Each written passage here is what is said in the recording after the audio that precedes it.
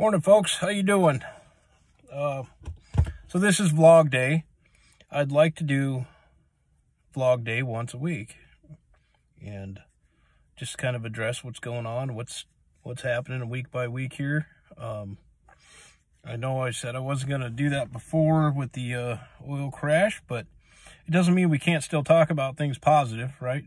Or what's going on. I just don't want to get into any negative stuff. So I guess I would start with this week, this thing with the EIDL loans or grants with the SBA.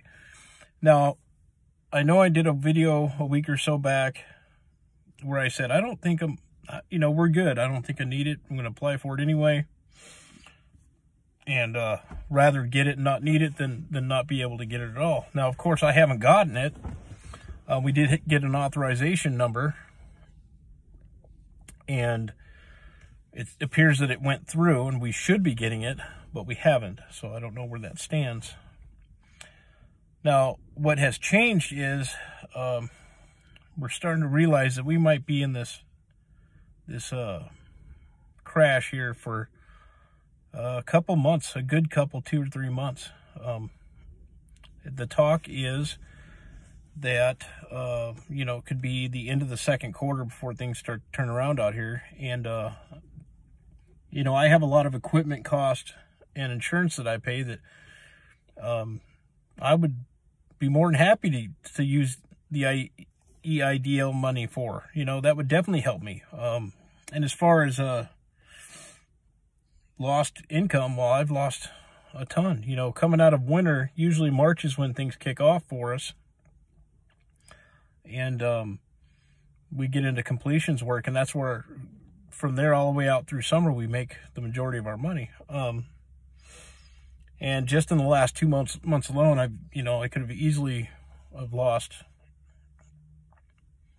$30,000, $40,000, $50,000.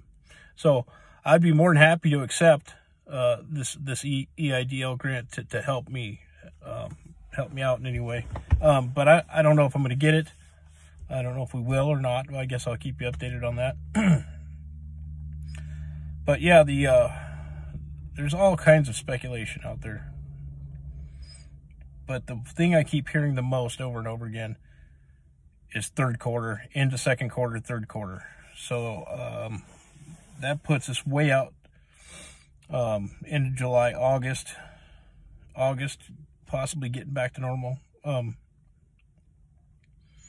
So that's quite a long time.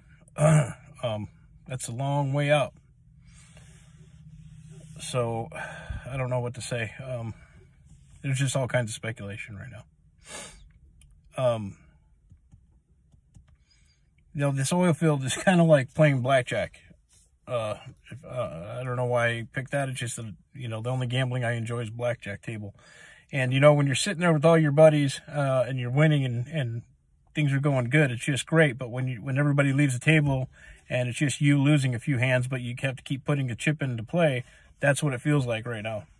See, I still have to pay to play out here. I still have to pay my insurance and my equipment cost and things like that. But there's no game really going on. So I don't know why I compared it to blackjack, but that's the way it feels like.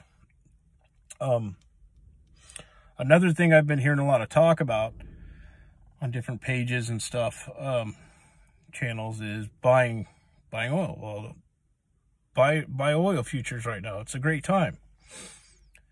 Okay, I want you to think about that. And anybody who's considering that or wants to know about that, I suggest you research it a lot. Because do you have a place to put 40,000 gallons of oil? Well, I don't know how many barrels. I don't want to really do the math right now to figure out how many barrels of oil you have to buy. But if you don't, you better not go buying oil futures. There's a storage problem right now. So let's just say you were to buy oil. It's not like it's moving. You're going to get charged for storage on that. I'm sure I'm not the one to be the expert on this subject, but everybody who's thinking about it, investing in oil right now, do your homework on how that works. because you could potentially do yourself much more harm than good. So, and speaking of that, Harold Hamm thought that now see, Continental Resources is largely unhedged. A lot of the other big players like Hess and Marathon hedged their oil throughout, I don't know when, the third quarter, whatever. Here again, probably other people that know more about that. But apparently Continental, for the most part, did not hedge their oil contracts. So when oil went negative last week, Harold Hamm, and if you don't know who Harold Hamm is, do a little research, and he's a very interesting dude. Especially when you think about how much money he just paid to his ex-wife a few years back. Harold Hamm said, we're going to shut everything down and we're not going to service our contracts, okay? Now, that created a huge legal battle.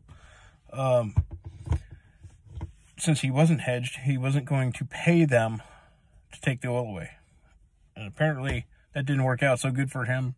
And he had to fire his wells back up and actually pay to get rid of the oil. So, I assume after that's done, he will shut everything down again. So Continental is basically shut down here. They closed it all in. We'll see what happens with Hess and Marathon. My wells are actually running, some of them. My production wells out in the Badlands. We did get a call yesterday that we need to come out and get some production off of those. But they are simply running the wells to fill up their oil storage. And then once that's done, they're shutting everything in again. So that's a little bit of work. We picked up some dirt work. We're bidding on it. I think we're going to get it. So we're going to switch all the trucks over to belly dumpers and take advantage of that little bit of work. So, and my chemical program. I just started getting in business with kind of getting involved in the chemical things. Before all this went down, we were going to get into the chemical well treatment, well chemical programs for wells, sites, and stuff like that. A good friend of mine started up a chemical company, and we were just getting our feelers out there, trying to get the business put together. And then, of course, all this happened. But it turns out they have kind of retooled their chemical lineup to go disinfectant, right? So they made a huge sale to University of North Dakota to handle all their disinfectant for the university, and he's getting me that information and the product. So now we're going to go ourselves and try to get into the chemical disinfectant business.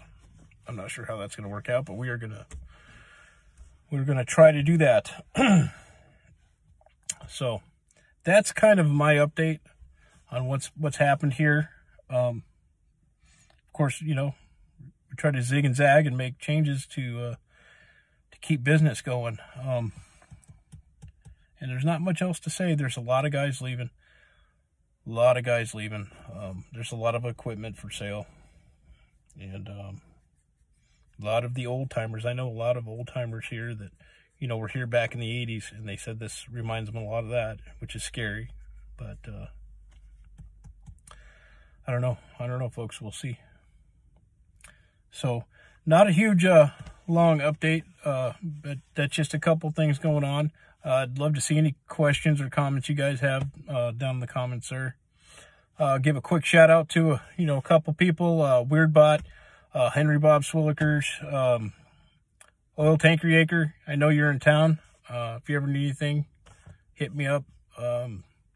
I've been in this little town for almost 10 years now, so I pretty much know everybody, or they know me or my wife. So if you ever need something, man, I'm right here for you. That's it, folks. Hopefully we'll have some good videos coming up here for you. We'll head back into the Badlands this week, and we'll see you then. Y'all take care, stay safe, and be blessed.